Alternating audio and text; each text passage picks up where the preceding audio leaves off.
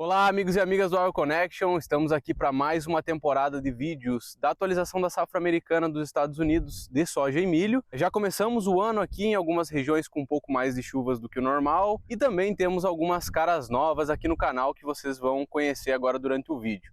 Bom, não quero me adiantar muito, então roda a vinheta e bora pro vídeo.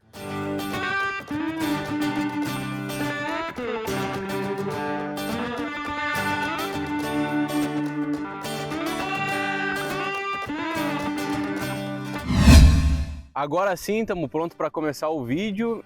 Para começar, eu gostaria de atualizar um pouco vocês do que aconteceu em questão de precipitação, né, do início do ano, do finalzinho do ano passado até agora, né? Vocês sabem que a gente fala bastante todo ano, né, que a neve, essa conversão de neve para água é um fator que os produtores levam muito em consideração aqui, né? Por essa questão de aproveitamento de água e de acúmulo de água no solo, né, desde o início do ano, ali durante o inverno. Inclusive o Alexandre fez um vídeo lá no Instagram, um Reels, em 2023, se eu não me engano, que era falando dessa conversão, né? Foi um vídeo bem ilustrativo, estava nevando no dia que ele fez o vídeo. Inclusive eu acho que a gente pode dar uma parada aqui e mostrar esse vídeo para vocês relembrarem, né? Que ele mostra como que a gente faz essa conversão e também quanta água que é aproveitada dependendo da temperatura do dia, né? Então, bora lá para esse vídeo e a gente já volta aqui. Fala galera do Agro Connection, passando aqui para atualizar vocês sobre a situação climática nos Estados Unidos, mais precisamente no meio oeste americano. Um dia de muita neve por aqui, como vocês podem ver ao meu redor, tá tudo coberto de neve. Uma umidade que é muito importante para nós aqui, já que tem feito uma seca durante o outono e verão do ano passado, então essa umidade aqui é muito importante para as culturas do verão que estão por vir. Agora fica a pergunta, quanto de neve, na verdade, converte para chuva ou para água? Então vamos supor aqui, eu tenho um exemplo, né? Nevou bastante, como eu falei, mais de palmo de neve, e vamos supor por exercício aqui que nevou 30 centímetros, tá? Então são 300 milímetros de neve. Agora fazem menos 6 graus aqui da onde eu falo, e nessa temperatura, a conversão neve para água, ela gira em torno de 20 para 1 ou até mais, até em alguns casos 30 para 1. Se for 20 para 1, esses 300 milímetros se transformam em 15 milímetros de chuva. Pouco, né? Se a temperatura por um acaso tivesse em menos 1 ou até mesmo 0 grau, essa conversão seria 10 para 1. Então esses 300 milímetros virariam 30 milímetros. Já numa situação de temperatura positiva, né, que acontece bastante, a neve mais molhada, vamos dizer assim, né, perdão da redundância, nós teríamos aí uma conversão de 5 para 1, ou seja, esses 300 milímetros seriam cerca de 60 milímetros de água. Gostou do conteúdo? Curta e compartilha. Stay tuned! Muito bom, pessoal. Eu gosto bastante desse vídeo, que é bem ilustrativo, né? Principalmente para nós que estamos aqui. A gente olha para fora durante o inverno, tá cheio de neve e é interessante a gente saber quanto mais ou menos dessa camada que a gente tem de neve vai ser aproveitada como água, né, para as culturas. Para o trigo é muito importante. O trigo aqui no Kansas, pelo menos, é plantado lá no final do ano passado e agora, quando as temperaturas começaram a aumentar, né, quando começou a primavera, ele volta a se desenvolver. Então, qualquer água que tem no solo é muito importante para essa retomada no desenvolvimento do trigo, né?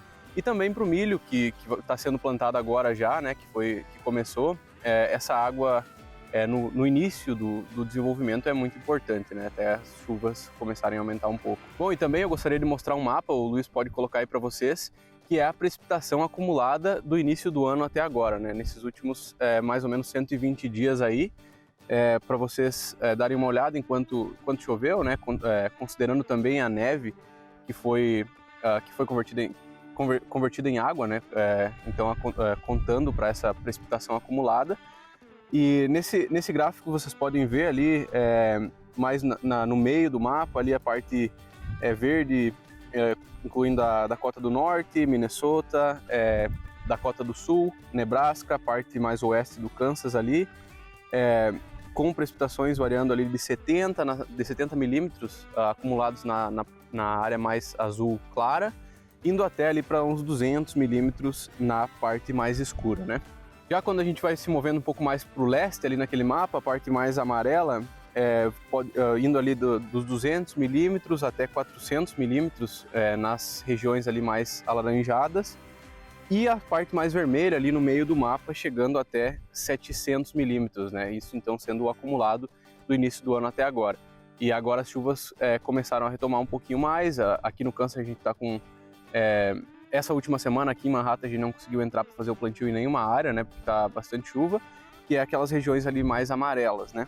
Bom, mas falando da safra de milho desse ano, agora então, o plantio foi dado a largada já faz algumas semanas. Vocês podem olhar nesse mapa aqui que na média dos 18 estados produtores a gente está com 24% já das áreas plantadas, né? Alguns estados estão mais adiantados, a gente tem ali o Kansas ali com 39, o Missouri, Iowa ali um pouco mais adiantados também, né? Chegando a 47, 37, 34%. Alguns estados estão mais atrasados, bom, algumas regiões de alguns estados estão mais atrasados, né, por causa dessas chuvas que a gente teve na última semana, né? Mas em geral, aqui no Kansas, por exemplo, a parte leste está com plantio um pouco mais atrasado, né? Que o pessoal não conseguiu entrar em algumas áreas nessa semana passada. Mas a parte oeste do estado, então, compensando muito bem, não está chovendo, o plantio está andando muito bem, né? E a mesma coisa para os outros estados. Inclusive a gente pode dar uma olhada em outro mapa que eu trouxe aqui para vocês. Se vocês olharem aqui, é a precipitação que a gente teve nos últimos 14 dias, né? Então, para vocês terem noção, agora que o plantio está emparelhando bem mais, né? Vários produtores estão entrando, então a gente pode ter uma noção. E ali naquelas partes mais amareladas, né, alaranjadas, ali as precipitações variando de 50 milímetros até 150, 200 milímetros, né, nas partes amarelas para alaranjadas. Mas vocês podem ver que quase todos os estados ali tem uma boa parte verde, que está com menos de 50 milímetros, né, de precipitação, então o pessoal já está plantando também, né, e essas chuvas vieram bem espalhadas. Aqui em Manhattan a gente teve 3 ou 4 dias ali de chuva, né, tendo algumas garoas, chuvas mais fortes. A gente teve uma chuva de pedra que deu aqui na semana passada também. Vou colocar uma foto aqui para vocês verem, que foi na frente da minha casa, que deu bastante pedra, né? Não foram muito grandes, a gente estava ali com meio centímetro, eu acho, na maior parte. Choveu bastante, algumas áreas acumularam água, mas algumas regiões do estado tiveram pedras bem maiores, né, do tamanho de uma bola de golfe ali já, que dá um pouco de estrago, principalmente no trigo, né? Mas em geral foi tranquilo, as chuvas foram bem espalhadas, conseguiu infiltrar essa água, bastante gente já plantando em algumas áreas onde choveu um pouco menos do que esses 50 milímetros que eu comentei, né? Bom, e falando do plantio da soja, a gente já está com a média dos 18 estados produtores aí em 18%, né, o que é 6% a mais do que a média dos últimos 5 anos. Vários estados estão, bom, nem todos, mas alguns estados já estão mais adiantados ali em torno de 25%, mais de 20%, né? O plantio da soja ele é um pouco mais atrasado em comparação com o milho começa primeiro, depois o pessoal vai plantando a soja, mas também está adiantado, né? Se a gente vai olhar, se a gente vai comparar com a média dos últimos 5 anos e também com o ano passado, né? Aqui no Kansas a gente está em 13%, o que também é um pouco adiantado.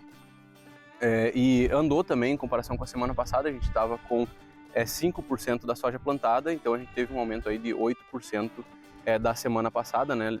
Semana passada sendo a semana do dia 20 para a semana agora do dia 28. Dando mais um update aqui do Kansas, que é onde eu tô, né? A gente vem lidando já com plantio de milho. O meu grupo de pesquisa aqui a gente não plantou nada ainda, a gente estava trabalhando com aplicações de fertilizantes, né? Em geral aqui alguns produtores fazem aplicações de amônia anidra, né, que é um gás de nitrogênio que é aplicado no ano anterior.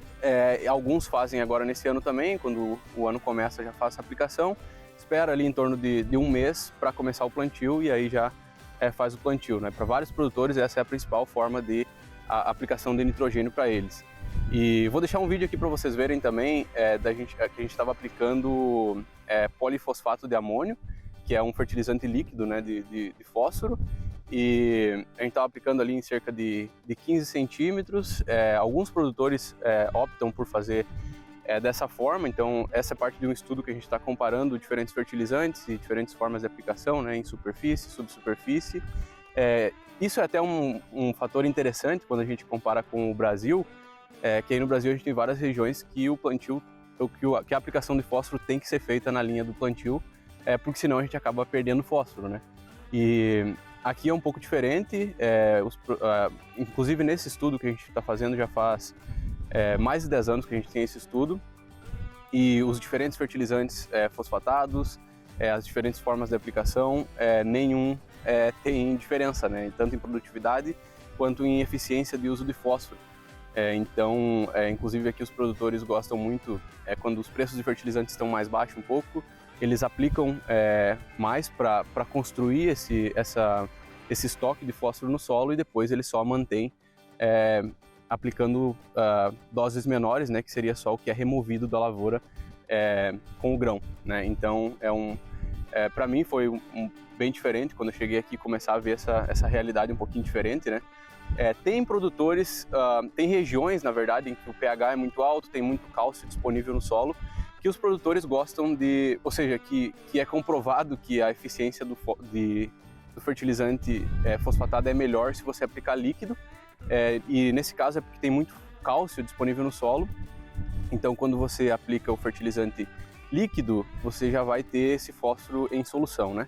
Se você aplicar o fertilizante sólido, aqui eu estou tentando simplificar para todo mundo conseguir entender bem, o fertilizante sólido, ele precisa atrair água, né, próximo dele para dissolver, então ele funciona como uma esponja ali, e essa água, que também tem cálcio, vai entrar dentro do fertilizante, e esse cálcio vai estar próximo do fósforo, né, formando ali um composto que não fica disponível para as plantas, né?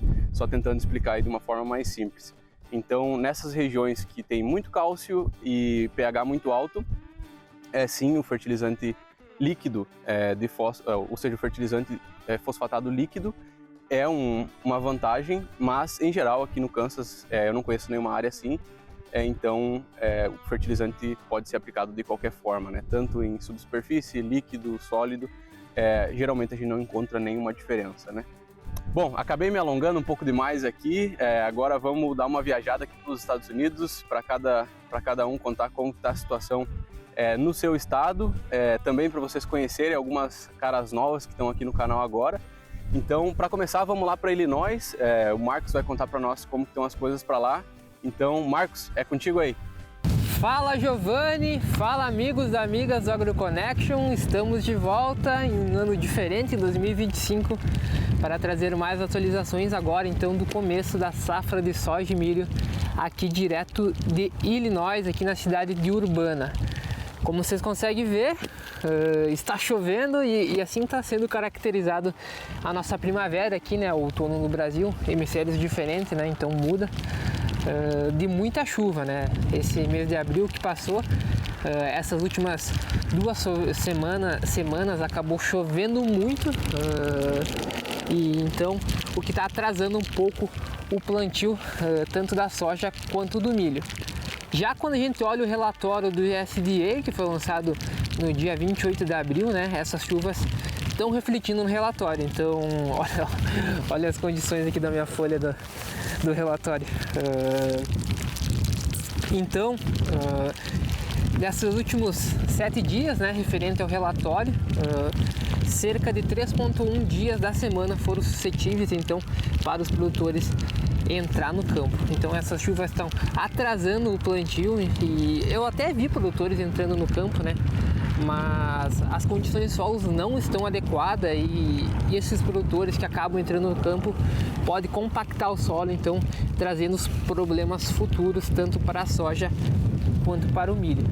Quando a gente então olha as condições de água no solo, tanto em superfície e em subsuperfície, esses teores estão acima de 80%. 89% em superfície, 84% em subsuperfície.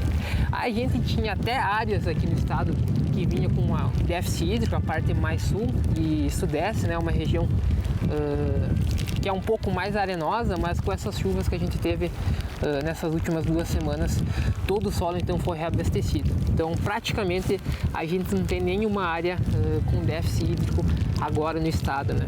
Então que deve garantir o crescimento, esse começo do crescimento da soja e do milho. Porém, né, como eu falei, essas chuvas estão refletindo então no plantio, e quando a gente olha para o progresso do milho quanto ao plantio, ele está atrasado cerca de 10%. Então a média geral dos últimos 4 anos é de 26% e agora a gente tem em torno de 16% do milho plantado. Já quando a gente olha para a soja, essas chuvas não estão refletindo tanto, até estamos adiantados cerca de 2%, né? Mas não dá para considerar adiantado, está dentro da média, que é de 20% dos últimos 4 anos.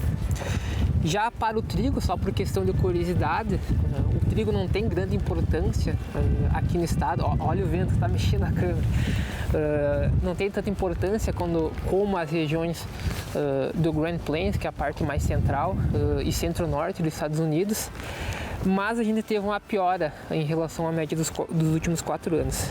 Esse ano, então, a gente tem 50% do trigo em estado bom e excelente, enquanto o ano passado a gente tinha 87% em estado bom ou excelente. E essa piora do trigo, na verdade, não é uma piora muito grande, não está em estado ruim ou muito ruim. Essa passagem dos teores bom e muito bom passou para os teores regulares de trigo. Então, de maneira geral, o plantio está atrasado aqui no estado, não muito, mas se continuar com essas chuvas, isso pode acabar então gerando um problema. O plantio de soja, tanto de soja quanto de milho, tende a começar da metade para o final de abril. Então, de forma geral, essas seriam as informações mais importantes aqui do estado de Illinois. Está chovendo muito, o que está então desacelerando o plantio tanto da soja e de milho. E para essa semana seria isso. Semana que vem a gente está de volta aqui em Illinois e agora a gente vai lá com o Renzo no estado de Minnesota. Fala pessoal da AgroConnection, Renzo Negrini aqui, diretamente de St. Paul, Minnesota. Contrastando, pegando como referência o relatório do USDA, tá? E também contrastando com a nossa experiência de pesquisa on-farm, diretamente trabalhando com o produtor. Então vamos lá.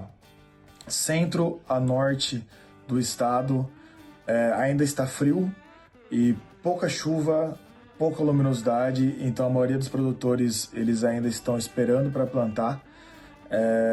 Alguns já plantaram, outros ainda estão esperando. Quem pode esperar, está esperando, tá? E aí, o que eles fazem mais? Eles estão aplicando mais enxofre para plantio, bioestimulantes, nitrogênio, ou seja, todos os nutrientes que precisam ser aplicados para plantio. Já começaram com a aplicação, principalmente próximo dos poucos dias de chuva que eles tiveram. Sul do estado já começou o plantio, então a gente tem mais ou menos... pegando os dados do USDA, a gente tem por volta de 6% de milho plantado no estado de Minnesota, comparando com uma média de 4% nos últimos anos, e de soja a gente tem 13% plantado no estado, com uma média de 6% se for pegar dos últimos anos. Então, um aumento aí de plantio nesse momento no estado, mas principalmente trazido por conta do sul de Minnesota, certo? Mas como eu disse anteriormente, o trabalho já começou, então muitas prescrições, muitas aplicações de fertilizantes e já a gente vai estar finalizando a parte de plantio. Muito obrigado e até a próxima. Olá, amigos e amigas do AgroConnection. Estamos falando da Dakota do Norte, aqui na fronteira com o Canadá. Então é um estado que é ele é um estado mais frio e aqui também não chove muito, infelizmente. Aqui existe uma discrepância, né, entre a região oeste e a leste. A região leste chove um pouco mais do que a oeste. E a gente tem percebido isso agora no regime de chuvas também. Após o inverno, né, a gente começa a ter as chuvas. E nesse lado leste a gente teve uma chuva de mais ou menos 9 milímetros. E na parte oeste a gente teve uma chuva de menos de 2 milímetros. Então, essa é uma chuva que está sendo muito bem-vinda pelos produtores da região. Como é um estado que ele é um pouco mais frio, né, então, e não chove, então toda a neve acumulada no inverno, ela é muito importante para colocar água no perfil do solo. Então, os produtores falaram que esse ano não teve muito acúmulo de neve, então essa chuva que eles estão tendo agora está sendo muito bem-vinda. A primeira cultura que eles colocam no chão geralmente é pequenos grãos, então trigo, por exemplo, que é uma cultura muito importante aqui para o estado. E depois eles seguem com o plantio do milho e o plantio da soja. Eu conversei com o produtor hoje, ele falou que ele já terminou de plantar o milho dele e agora ele está esperando para plantar a soja justamente por causa dessas chuvas. E o trigo dele ele já plantou também, tudo. E uma curiosidade aqui da Dakota do Norte, dessa parte leste, é que a gente tem um rio que passa muito próximo aqui. Então, o tipo de solo é um solo argiloso e é aquele solo que gruda e retém muita água. Então, para os fazendeiros plantarem, eles precisam revolver o solo para conseguir dar uma secada nele, para conseguir plantar. O que o desafio do lado oeste é justamente o contrário. Eles fazem geralmente o plantio direto, porque eles querem manter essa umidade dentro do perfil do solo. E agora vamos falar com a Vitória em Nebraska.